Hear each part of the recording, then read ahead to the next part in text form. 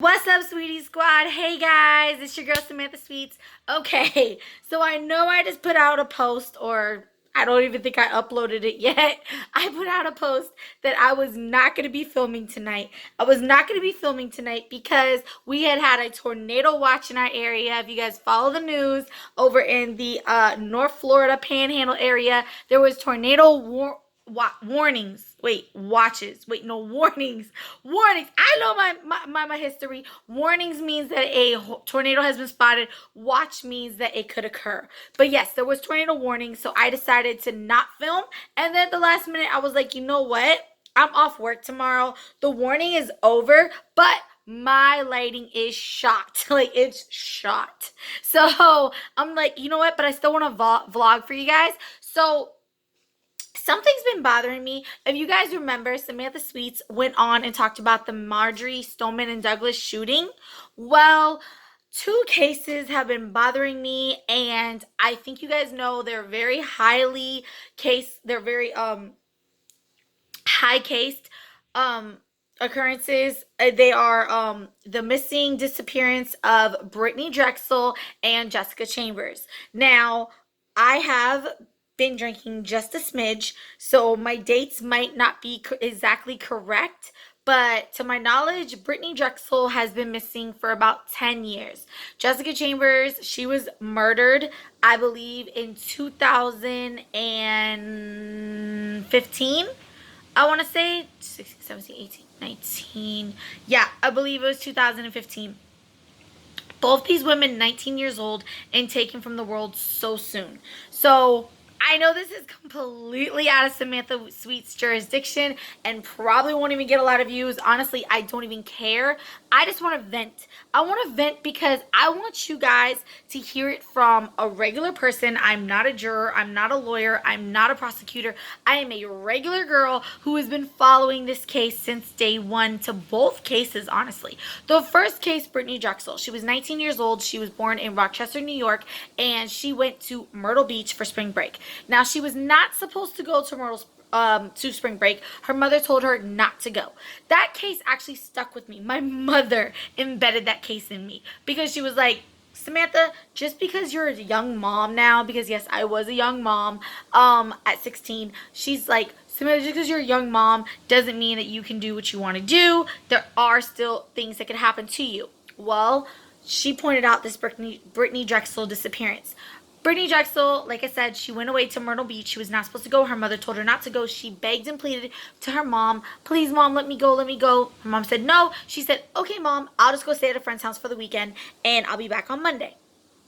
Unfortunately, you know, as teenagers, we rebel and we decide, bump that, we're going to do what we want to do. So Brittany Drexel went off to Myrtle Beach in South Carolina. She went to go spend, or is it North Carolina? But it is North Carolina. And she went to go spend the weekend for spring break. She went with some friends. The friends were older than her. They were into the drinking and the drugs. She was not. And unfortunately, she never came home. She went to the club. She went to the beach. She was party hardying. She was having so much fun. And on her last day there, she went to go see a friend. Peter, is it Hartzowitz or something? I'm not the whole names, you know what I mean? But I know exactly from timeline. So she went to go see Peter. Peter was a friend from New York, and she went to go see him at the Blue Bar Hotel. The Blue Bar Hotel was about a couple of miles from where she was staying, and she had to walk the strip. So she went and walked the strip, I want to say like around 7:30, and then her friend called her. And told her to return back to the hotel because she had her white shorts on that she wanted to wear that night. Unfortunately, Brittany Drexel decided to leave the hotel and go back to the other hotel where her friend needed her white shorts. In the process, she was texting her boyfriend, and her boyfriend never heard from her again. They were texting, and the texts just stopped magically, and he had called a couple of times. He had texted. He said, Brittany, listen, I'm going to tell your mother. Her boyfriend was the only person to know of her whereabouts at the time. He went to text her, call her, say, listen, I'm going to go tell your mom if you do not answer me. She never did answer. About 45 minutes to an hour went by, and he decided to reach out to her mother. He went to the mother's house and said, listen, Brittany is not here. Brittany is in Myrtle Beach, and she has gone away for spring break with so-and-sos, and we need to go find her because she's not answering her phone. They immediately set off, I believe her, because her mom and dad were divorced at the time, they immediately set off to Myrtle Beach and put out flyers looking for her, everything. I don't know exactly, you know what I mean? Like I said, going through timelines and everything like that, I've just heard what I've heard, and I've been following this case for a very, very, very long time. She basically disappeared. Her cell phone pinged last off of McClellanville. McClellanville was about 35 minutes away from Myrtle Beach, so clearly she couldn't have not gotten there in 5 minutes. She had to be en route in car. So we believe that she was kidnapped, abducted at this time. They believe that she was kidnapped by this Deshaun Taylor, this young boy, and he basically had one arm missing. His father, Deshaun Taylor, he was junior. Deshaun Taylor Sr. basically was known for missing women in the area. Just they'd never been able to charge him or pin him at the time. Basically, an informant 2 years ago, because the case went completely cold. They never found anything. They never found evidence. A pair of sunglasses was found over in a swampy area on a bridge in McClellanville where her cell phone last pinged, but it has been shown by her mother and grandmother that those were not Brittany Drexel's glasses. And because they have been weathered and they've been in the climates for a couple of days, there was been able to be no DNA testing upon it.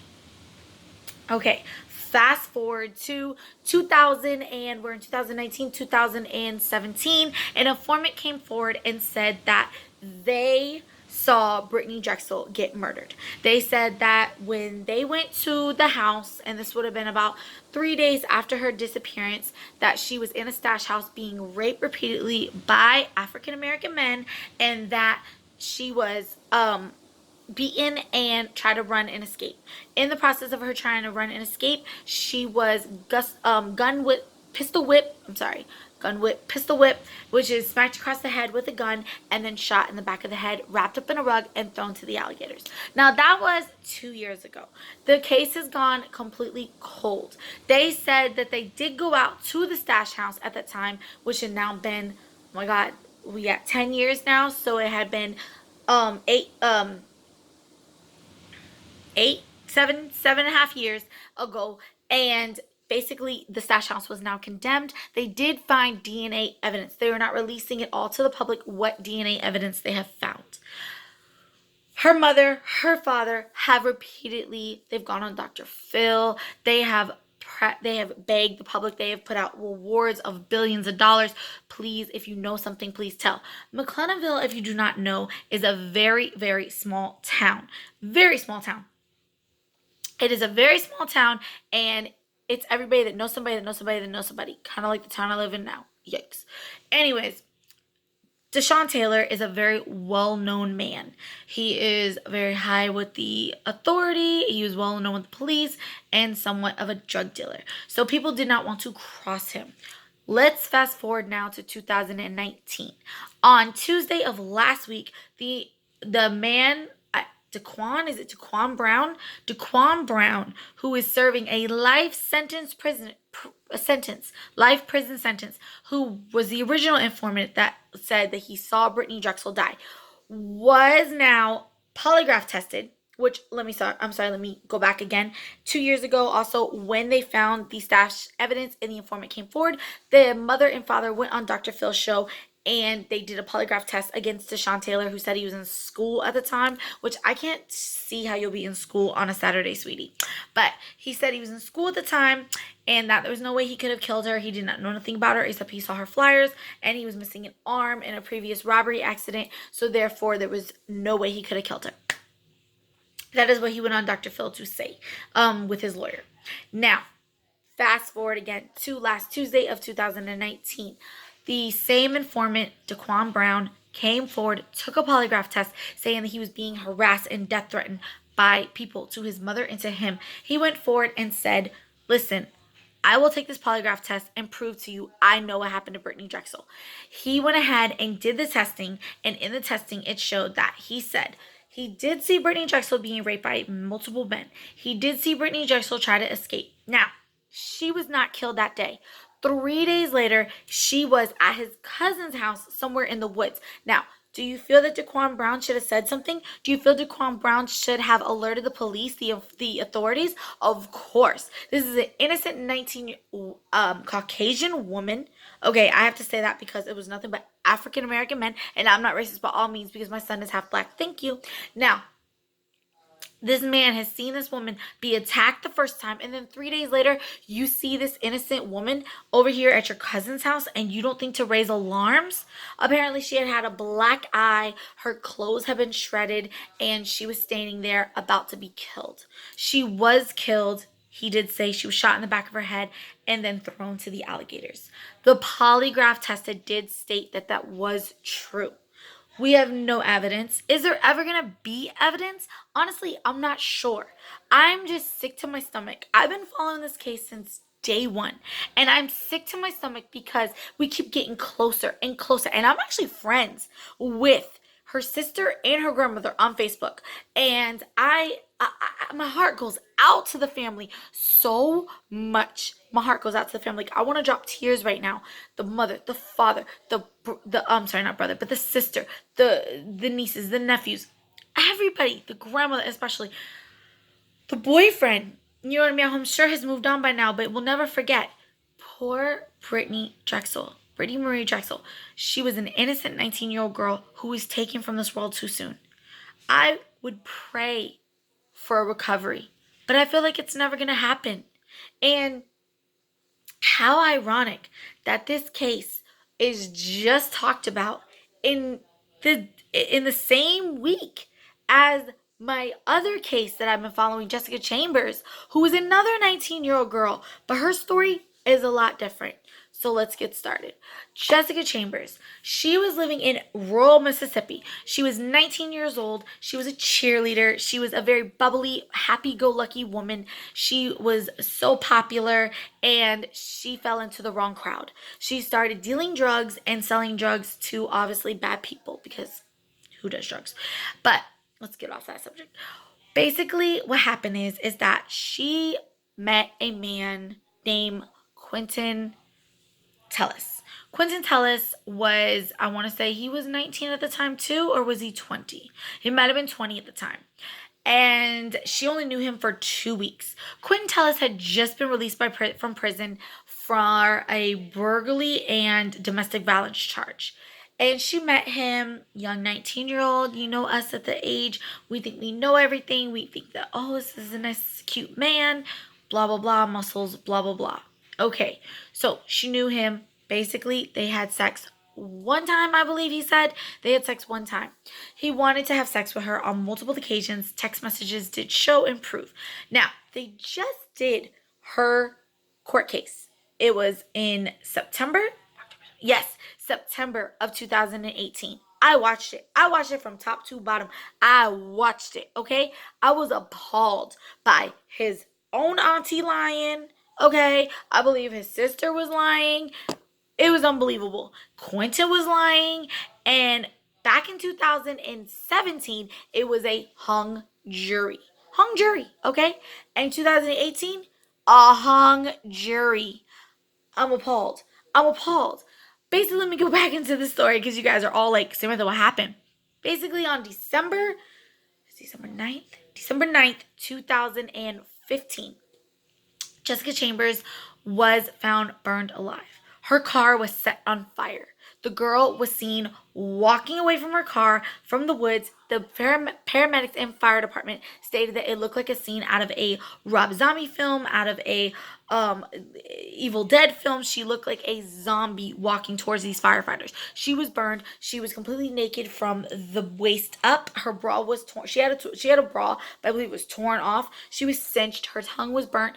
Everything was burnt. She was able to tell the firefighters before collapsing in their arms, her name is Jessica Chambers. Her name is Jessica Chambers, but because of her tongue being burned, she said Jessica Chambers. They asked her, who did this to you, sweetie? Who did this to you? She asked for water. I believe she said fire. And then she said Eric.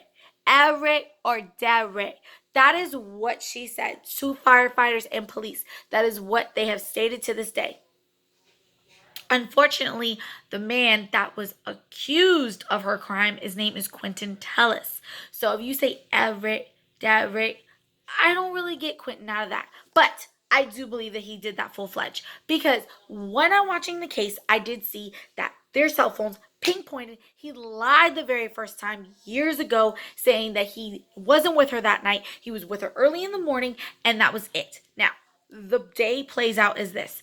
She hung out with Quentin and her friend. I cannot think of what the friend's name is right now. But she hung out with Keisha. Hung out with Quentin and her friend Keisha.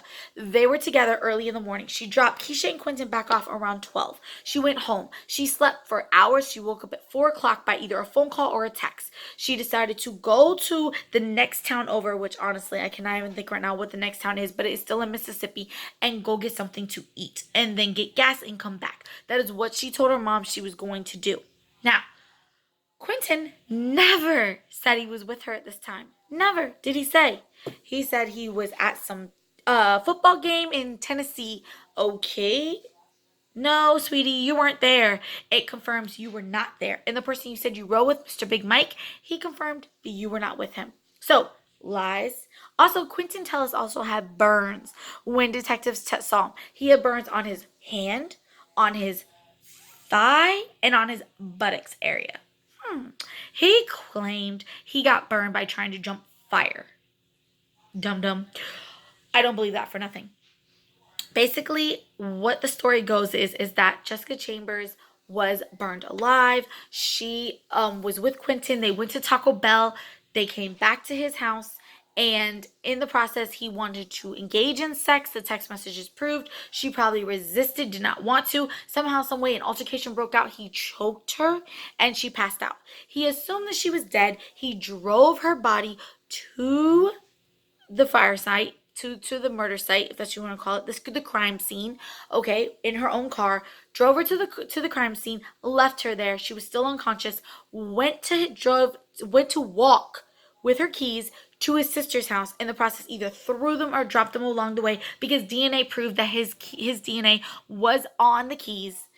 Went to his sister's house, got her truck, drove back to the crime scene, and set the car on fire. The car was set on fire around 8:04, 8:08 at night. The first alarm was set in, saying there was a car on fire at 8:09. Basically, unfortunately, it shows that Jessica Chambers cooked for 4 minutes.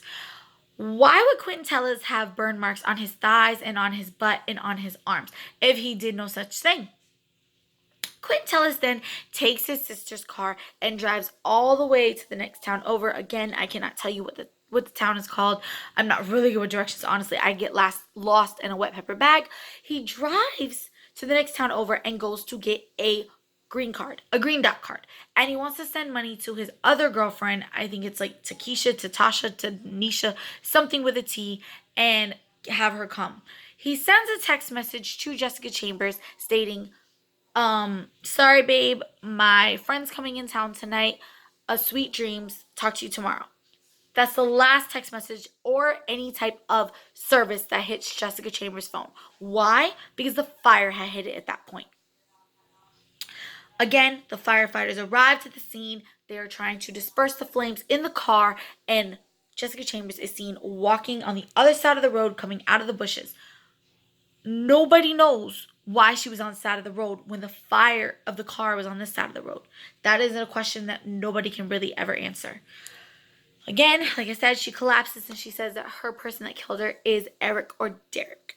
Jessica Chambers is then flown to the next hospital over in the next town, and her mother and father are notified immediately. She is still living for 2 more hours before she lets go.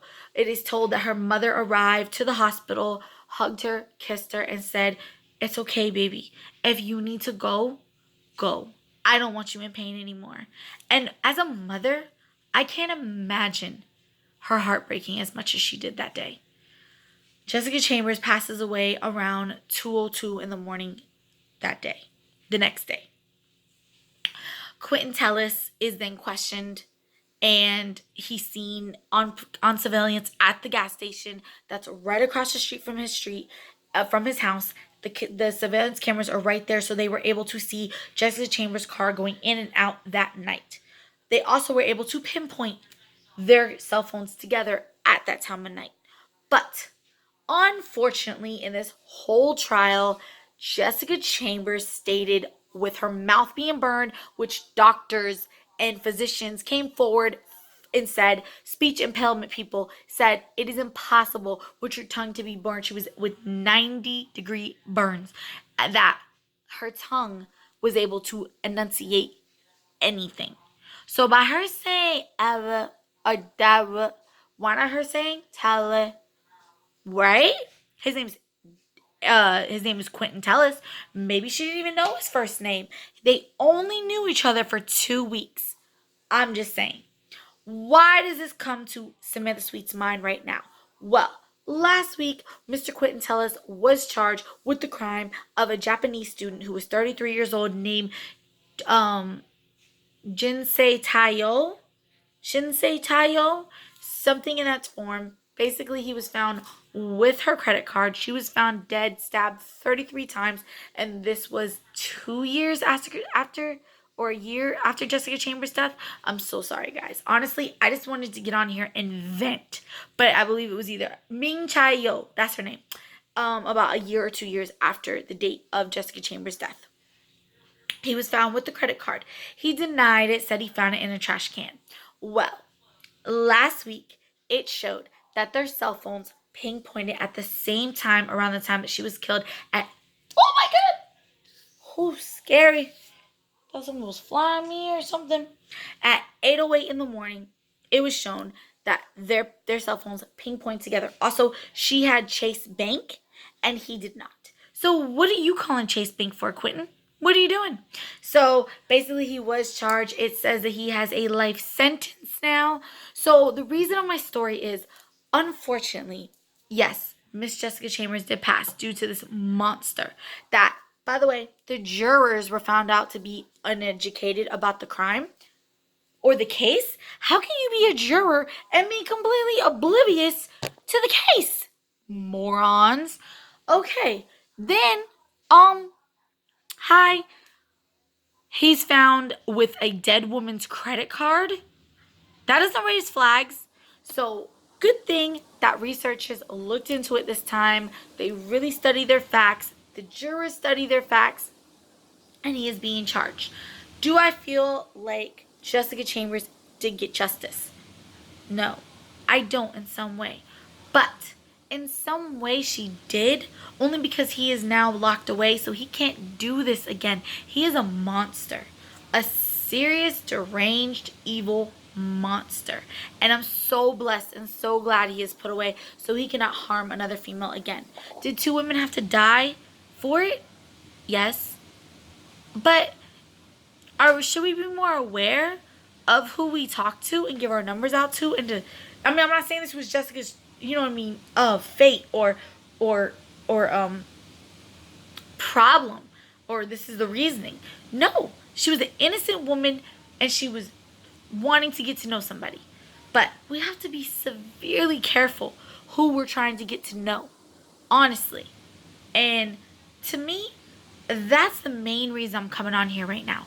There are so many women and so many children that are dying in this world. There are some men that are getting killed by women that they are meeting online dating and Craigslist and POF and Tinder and all these dating sites.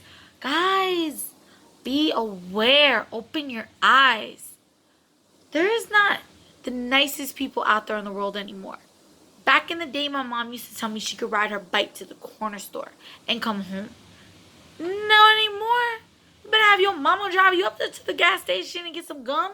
Because being a 15-year-old, 13-year-old, 12-year-old, 11-year-old, 10-year-old, and not be able to defend yourself, you're probably not going to make it back home. There is such evil in this world now. And I was born in 1987, and we're now in 2019. I fear for my children. I have a child, but I fear for my child and the children of this world.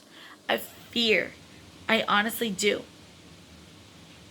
2 19-year-olds taken so soon by evil, ruthless, inhuman men. I just want you guys to be aware of the evil out there. And what did I say her name was? I'm sorry, but the Japanese woman, Jin Sayo, Min Sayo, the one that lost her life, she lost her life, yes, in such a cruel and a human way, but she ended it for all the other women that Quentin Tellis could have gotten. Now, Brittany Drexel's case, unfortunately, her case is not a happy ending. There is no justice. There is no one serving time behind bars for another murder. There should be.